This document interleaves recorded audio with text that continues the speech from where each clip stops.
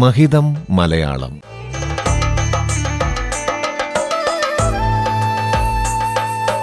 മലയാള ഭാഷയുടെ മഹിമകൾ കേട്ടറിയാൻ ഒരു സർഗയാത്ര.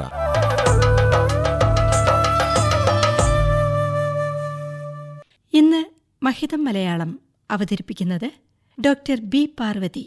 മലയാളത്തിൽ പെട്ടെന്ന് സാദൃശ്യം തോന്നുന്ന അടക്കുക, അടയ്ക്കുക എന്ന രണ്ട് ക്രിയകളുണ്ട്. അടക്കുക എന്നതിൻ്റെ ഭൂതകാല പ്രത്യയം ഈ എന്നാണ്.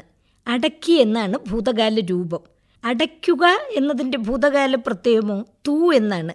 അപ്പോൾ അടച്ചു എന്ന ഭൂതകാല രൂപം ഉണ്ടാകുന്നു. അടക്കി എന്ന ക്രിയയ്ക്കും അടച്ചു എന്ന ക്രിയയ്ക്കും പല അർത്ഥങ്ങളിൽ പ്രയോഗമുണ്ട്.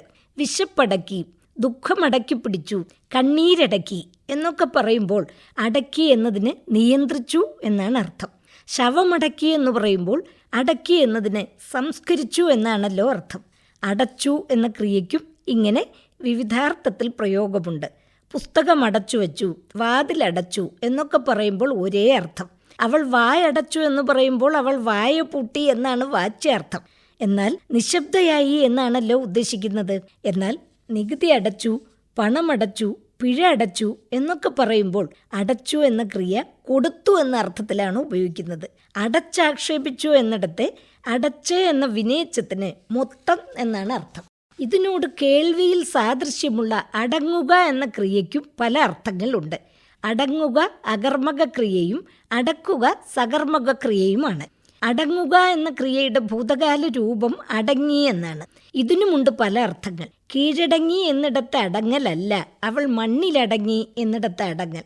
ശബ്ദം അടങ്ങി, കൊടുങ്കാറ്റടങ്ങി എന്നൊക്കെ പറയുമ്പോൾ അടങ്ങി എന്നതിന് നിലച്ചു എന്നർത്ഥം വരുന്നു. അവകാശികളില്ലാത്തതിനാൽ അയാളുടെ ബാങ്ക് നിക്ഷേപം ഗവൺമെൻറ് ഖജനാവിൽ അടങ്ങി എന്ന് പറഞ്ഞാൽ മറ്റൊരർത്ഥം. കേവലമായ ഒരർത്ഥമുണ്ടായിരിക്കെ തന്നെ പല അർത്ഥങ്ങളിലേക്ക് വികസിക്കുന്ന ഇത്തരത്തിലുള്ള ധാരാളം ക്രിയാപദങ്ങൾ മലയാളത്തിലുണ്ട്. അതുപോലെ സാദൃശ്യം തോന്നിപ്പിക്കുന്ന ക്രിയാപദങ്ങളും ധാരാളം കാണാം.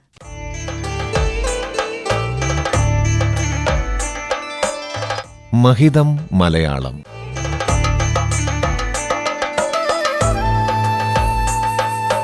മലയാള ഭാഷയുടെ മഹിമകൾ കേട്ടറിയാൻ ഒരു സർഗയാത്ര.